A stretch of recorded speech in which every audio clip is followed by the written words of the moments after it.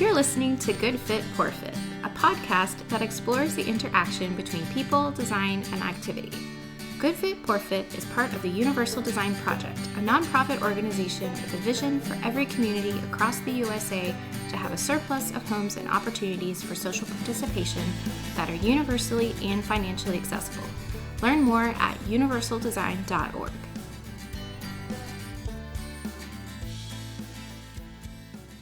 Welcome to episode number 25. Today I'm sharing about how the design of a bedroom impacts the ability of people to easily get in and out of bed, plus access clothing and other essential items in this area of the home. This will help you understand how individual needs and the design of the environment results in either a good fit or a poor fit. It's the little things that make a big difference. In my first job as an occupational therapist, I worked in a hospital on a rehabilitation floor. In the hospital, in a rehab setting, my job was to help people get back to doing tasks like bathing, dressing, toileting, and grooming, which could include things like shaving, brushing your teeth, or brushing your hair. These activities, or quote-unquote occupations, are pretty important in our daily lives. Take a moment to think about various reasons why someone may be hospitalized. Do you have a few ideas in mind? I'll share a few that you may have considered as well. It could be because of an injury to their body, like an amputation, a broken bone, a stroke, spinal cord injury, or even a brain injury. They may be weak due to cancer, a heart attack, or even have had the COVID virus. With all of these conditions, and of course more, there is a significant change in the way you would go about doing these daily tasks that I talked about above. What if you couldn't move your legs? How would you get your socks and shoes on? How would you pull up your pants if you only had one leg that worked well? What if you were so weak after an illness and you needed oxygen to help get enough air to complete some of these seemingly simple tasks? All of these things, and of course many more, are what OTs work on to help people learn new ways to do daily activities so they can do them as independently as possible when they return home. Sometimes OTs teach people how to use different types of equipment to make dressing easier if they're unable to do it the way they used to. Other times, we teach them different techniques if they've lost the function in their arms or legs to wash themselves or put on their clothes. We're one of those professions that you didn't know was needed until you need us, and we're oftentimes helping people learn how to dress while seated, standing, or laying flat in the bed. We're pretty creative. But anyway, one of the things I did with many of my patients, besides just helping them relearn how to get themselves ready, was to have them actually gather their clothes. That's what you do at home, right? You walk to your closet, open the door, or you go over to the dresser and pull out the drawer to pick out your clothes. I wanted to mimic that task as much as possible in the hospital for what they would need to do at home. This would not only help on their walking and balance, or moving around with a wheelchair or a walker, but assist them with increasing their endurance. It also aided them in figuring out how they would reach and manipulate items, as well as carry them to the bed or the bathroom or wherever they needed to go.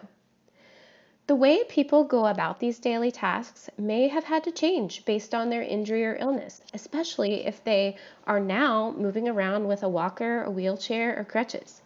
Also, think about those people who may have to get dressed in their bed.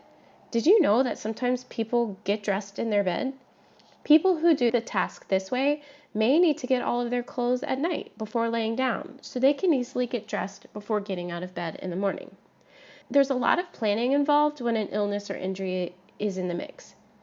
I'd keep that in mind with my patients and helping them plan for how they do these tasks when they get home. So in the hospital environment where they're practicing these tasks, it's a lot different from a home environment.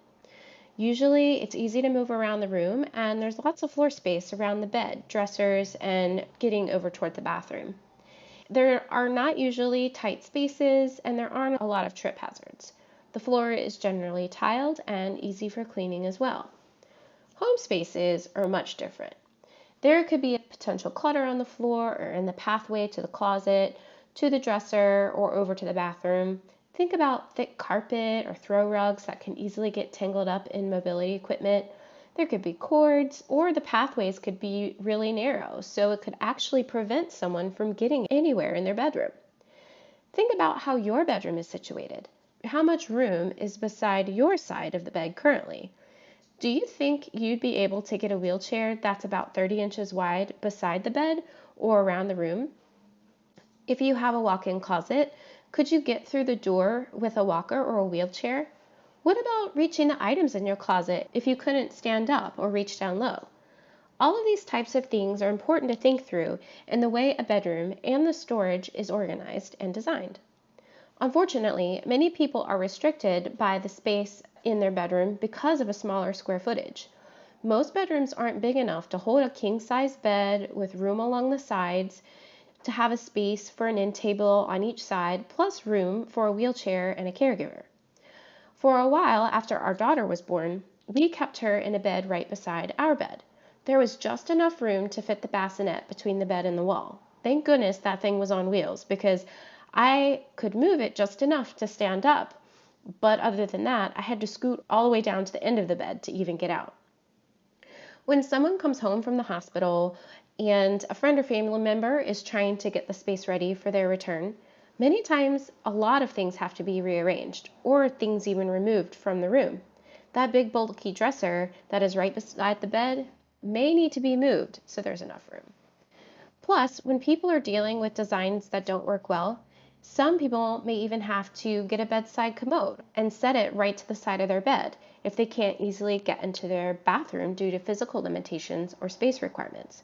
So a lot of times, things have to be added into the room after a hospital stay. People who live with a family member who has a disability understand that while the bedroom is generally for sleeping, reading, or for kids playing, there's often a lot of other things that people need in that area of the home. Many people may need help getting ready, and so there also has to be enough room for a person to move around the bed and to help someone get washed up and dressed. Sometimes people need a Hoyer lift to get their caregiver's assistance in the morning for moving them from their wheelchair to the bed, and that has to fit in there too. Plus, everyone sees benefit in some sort of storage beside the bed, whether it's an end table or a rolling table that can be moved over to the bed. We all have our own important items that we like to keep there. A phone plus a charger, maybe a drink, alarm clock, books. Others like to keep their medicine there, or maybe there's a CPAP machine. What about cathing supplies? That little bedside table might need to expand. Oh, and what about lights? We all need lights. It's also important to consider that some people may have to also spend a lot of time in their bed for medical reasons. If someone gets a wound, they might not be able to get up in their wheelchair per doctor's orders until it heals. Someone who is pregnant might have to be on bed rest until their child is born. What about someone who's battling COVID and quarantined in their bedroom? Of course, in these situations, they'd need to keep even more things within reach. Not everyone uses a standard bed. Sometimes a hospital bed is needed. What does the spouse or partner do in that case? Do they have to move their current bed into a different room? I would think they'd want to stay close or even sleep in the same bed. While many people opt for staying in a separate room for other reasons, maybe snoring or maybe the other person moves too much, some people push the hospital bed and a regular bed together to make it feel like a regular bed. King-size beds with split sides do offer adjustability and can do the trick too. In the summer of 2019, we worked on a home design, and I wanted to talk about the master bedroom that was a part of that design exercise. We had an interior design student, and I do hope to have her on this podcast soon to share more about some of the work that she's done in one of our episodes. So back to her design. When we were designing this area of the home collaboratively, we wanted to make sure that anyone who lived in this home, disability or not, would feel comfortable in the master suite. Comfortable as in their needs would be met, but comfortable as in cozy as well. Like it would be a nice retreat for them. In the show notes, I've shared a few pictures of the master bedroom. If you look in the image with the bed, you'll see that there's lots of floor space around the bed, on the sides and at the foot of the bed.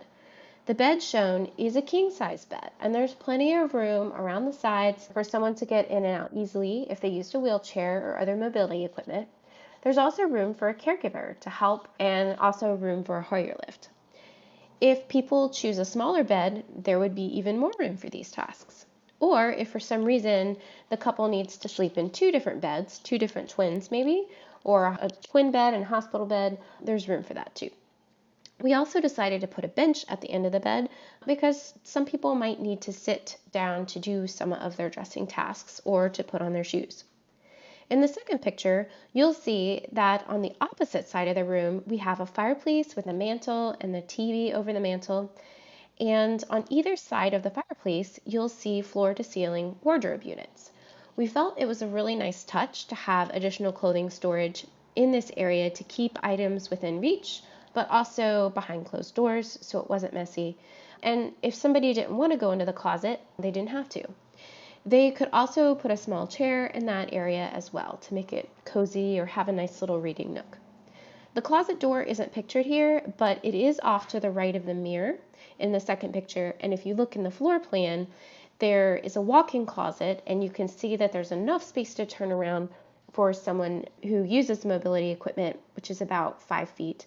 And we had all doors in this house at least to be 32 inches minimum, so it would be easy for someone to get in and out. This layout does provide great access to get clothing, room to move around, the furniture, and it also has a great full-length mirror for someone to see the full length of their body.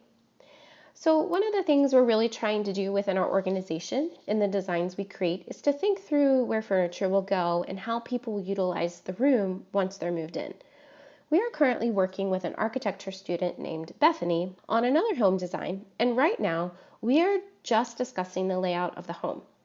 Before we go into any of the details of each of the rooms, like what fixtures we're going to put in the bathroom and things like that, we are just going to focus on the layout. And we aren't just doing that with the perspective of physical disabilities, but we're taking into account 24 different impairments or situations that could impact how someone can use the home. And in the show notes, I'll put a link to what those 24 areas are. We do this because we feel like it helps us not miss anything important in regard to how anyone could use the home. That's universal design, right? Making sure a wide variety of people can use a space easily. We want the home to look like other homes out there, but we want people to be able to look at the space and see it and think, oh wow, this works so well for me, and no matter what their life situation could be. We have had to make sure there's enough floor space and that the layout flows really well and that there's enough room for people to complete their daily tasks. And like I said, we're doing this prior to jumping into these little details. So for example, we started out with a really great floor plan, but our bedrooms were just a little small. And not every bathroom had enough space for someone to turn around in their wheelchair. And that was really important.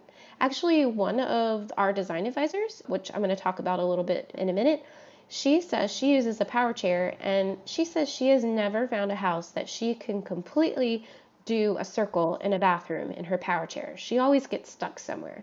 So that's obviously something that we want to consider. So back to the design. We have to get these pieces correct, these major pieces of moving walls, making sure there's enough floor space and the flow is good before we move forward in any of our design plans.